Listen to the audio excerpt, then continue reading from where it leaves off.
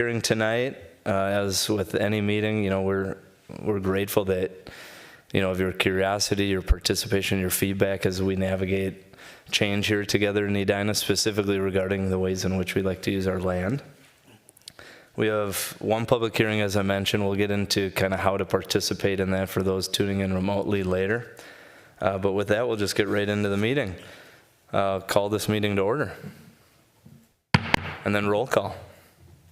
Commissioner Nelson. Here. Commissioner Smith. Here. Commissioner Day. Here. Commissioner Bornstein.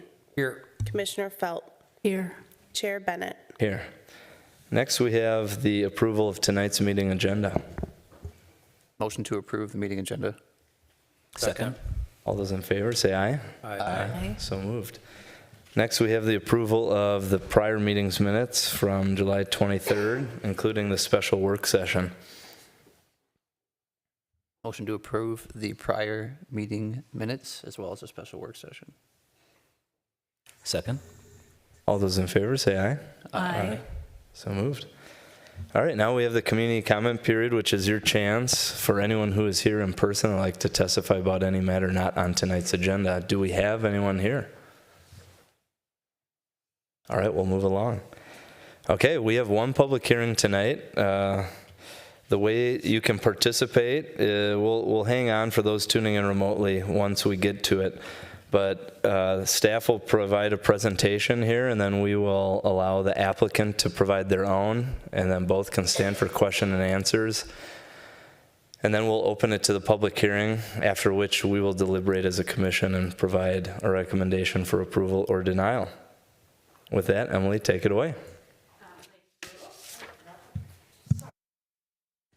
It's not my first time. Thank you, Chair and members of the Commission.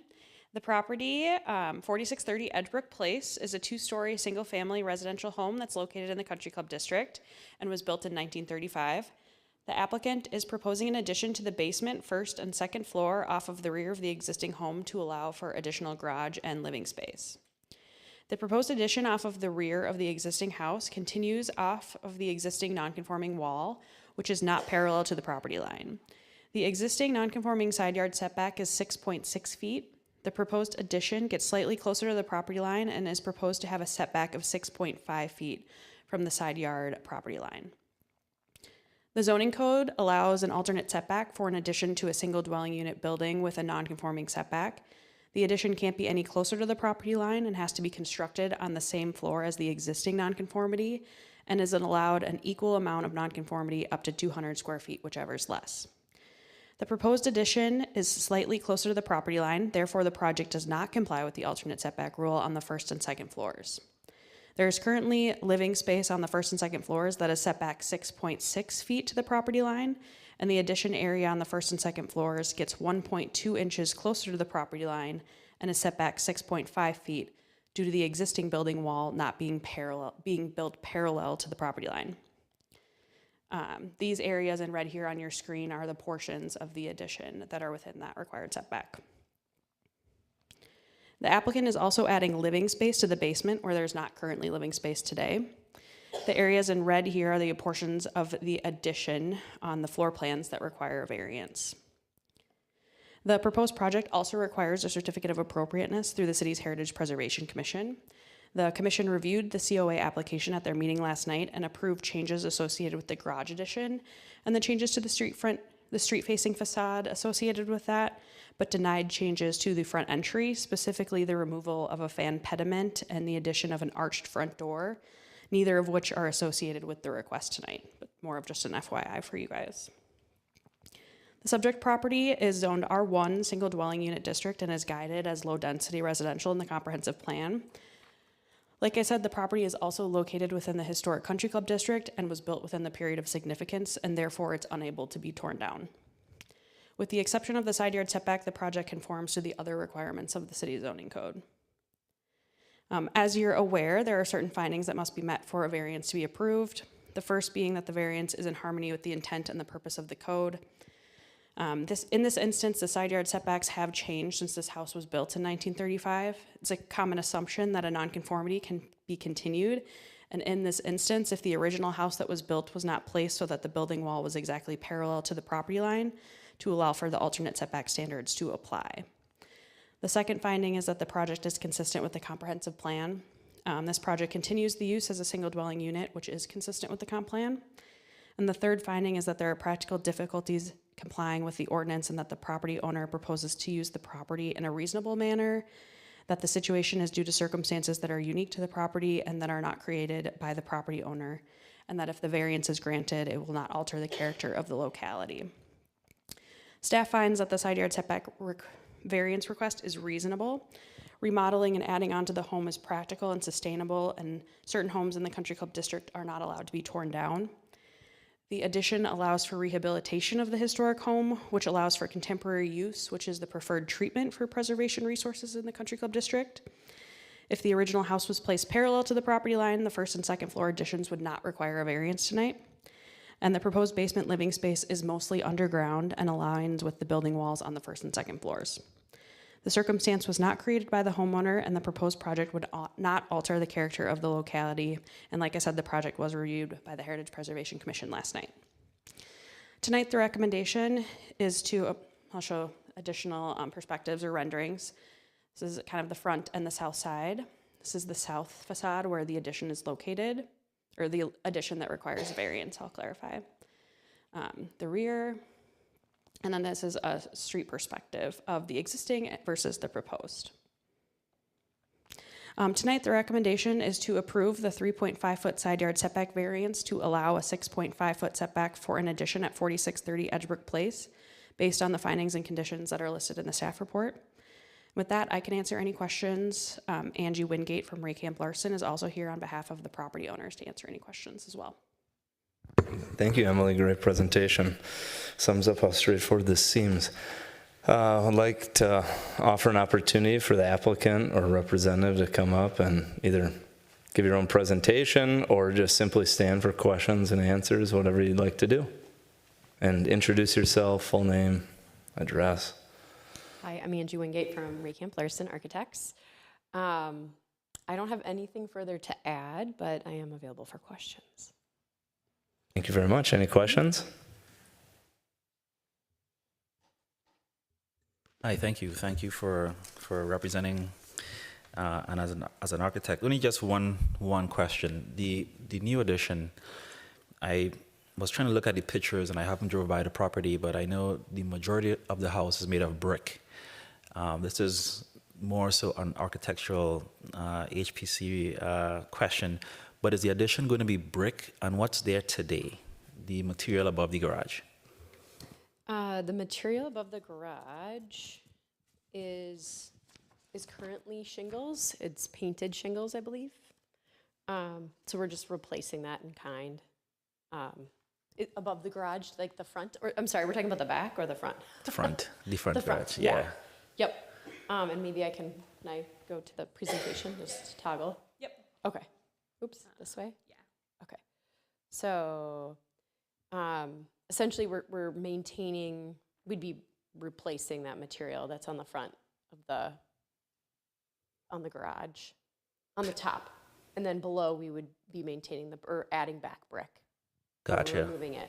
Does that answer your question? Yeah, yep. Okay. So it's like a shingle material that it looks like brick in the picture, but it's really a shingle type material.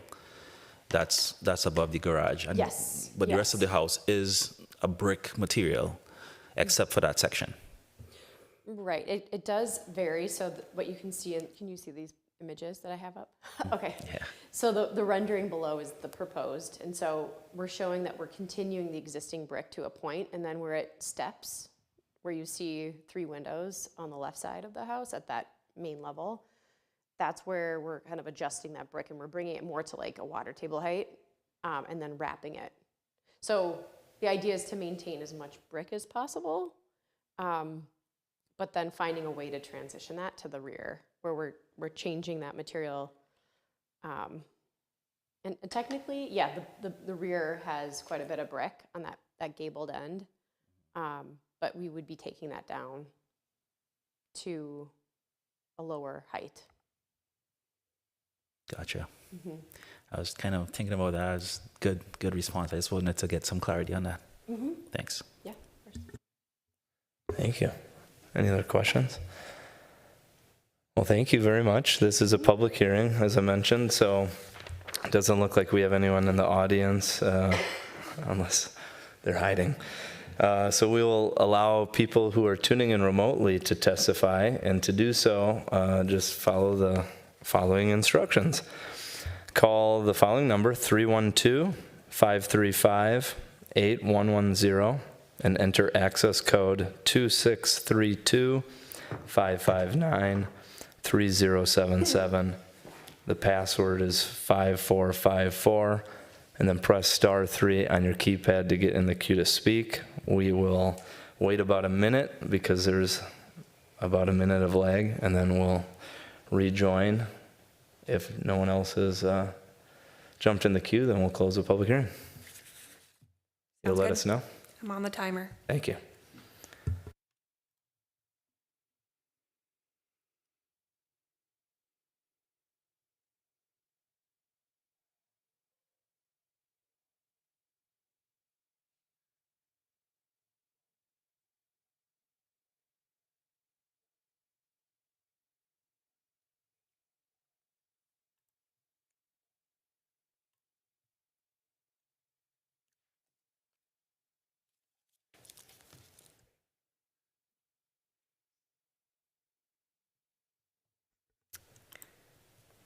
It has been 1 minute since you started the talk about the phone number, and nobody has joined, so I believe it is safe to proceed.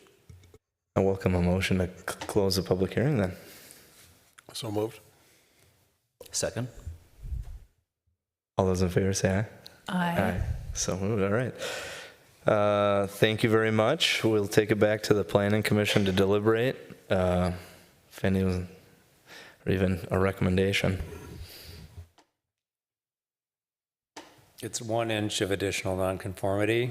I'm actually amazed that someone actually figured that out instead of just thinking it was 0 inches. But for that reason, I think it's an obvious approval. But yeah, pass the mic.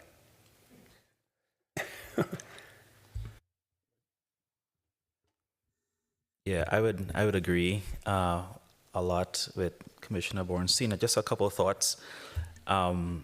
It might, I hope it's not too rambly, but I just wanted to kind of share some thinking that I had on this one. You know, when we look at the different commissions within the city, right, we're one of 9. HPC, the Heritage Preservation Commission, is certainly one of them, and their mandate really is to preserve the homes within these districts, like the Country Club District, right? And so what they'll be looking at is going to be a little bit different than us, right? They're looking more at like the materials, the design, does it look like that colonial style from that period of significance? And so they try to maintain that. And so my questions was looking at more the materials, right? Because my thought originally was that they will try to get the house to look more like a colonial home, but I'm not gonna second guess what they've done, but they have all the right people looking at the design of that house. So from a design perspective, I think that makes sense. I think also since this house is in that district, right, it can't be torn down, right? And when you tear a house down, that's when you start looking at floor plan and you know, where the house is located on the land, essentially. And because it can't be torn down, there's not much the homeowner could actually do here, right? They're strictly limited. The third point is that it seems kind of funny, but the HPC and the Planning Commission isn't necessarily in conflict with each other, right? And I say that because their goal is to preserve what it was back then. We know zoning and plans and stuff change over time. So if a developer wants to make an addition, they have to conform to the new codes. But they're trying to preserve the old codes. And so when these variants do come up, in my mind, I would always try to think about, okay, what is, in this particular region, what does the HPC look for and what are they trying to preserve? And let's respect that as much as we can. and then look at anything else that would fall within our space while respecting their position on preserving those homes. So that's the third thing. And then, of course, finally, when you look at the amount of variance, we've seen grandfathered type designs before, right? And we try to help homeowners not tear down their whole house just to make an inch. That doesn't make sense practically, right? And in this case, it definitely does make sense given where this home is located. So from my perspective, when you look at that whole range of what HPC is trying to do and what we're looking at, this is a clear pass for me. Now, even if this home was not in the country club district, it was just in another part of the city, even just looking at that 1 inch variance seems like it will also be acceptable to me, given what they're trying to do. They're trying to upgrade the home. And so for me, this was a clear yes, but I just wanted to call out that the HPC, we have to be working in harmony with that commission as well, in what they're trying to achieve and what we're trying to achieve. So I just wanted to share that in case folks were thinking that there might have been a conflict in what they were trying to do and what we're trying to do. Thank you for the commentary. I guess the only one thing I didn't hear is do you have a motion that you like to recommend? Motion to approve 4630 Edgebrook Place side yard setback variance. Second. All those in favor say aye. Aye. Opposed? All right. The recommendation for approval passes unanimously. Congratulations, good luck on the project. Okay, so, we're done with most of the business, and now we're moving to chair and member comments. Do we have any for this evening? Commissioner Felt? I noticed in the Friday report last week that Enclave pulled a demo permit for the Macy's site, which means that they'll probably be going ahead with the underpass for walking. And we had talked about bringing it up in the past. But once again, I think it's a good idea whenever we can separate bicyclists and pedestrians from cars. It's a good thing. And that means that 9 Mile Creek Trail gets even longer. Great update, thank you. Anything else from anyone else? I think I saw in a report or a note that our fellow commissioner here, Paul, has been awarded 32 years or so on the Rotary Club Lifetime Achievement Award. So congratulations on that. We said, as we were saying before, you got to be done now because it's a lifetime I award. know when so- they talk about a lifetime, it's like I'm not there yet. It's I the, do appreciate it. hey, this isn't the end of my life. Congrats. Thanks for sharing. Yeah. Also noticed yesterday that the city awarded Hempel and Jester Concepts is it 5416? The Eden, the old public works site. So that'll be fun to watch over the coming months. Thank you again. I guess moving on, do we have any staff comments? None. One last order of business. Adjournment. Motion to adjourn. Second. All those in favor, say aye. Aye. Aye. So moved. The meeting's been adjourned. Thank you, everyone.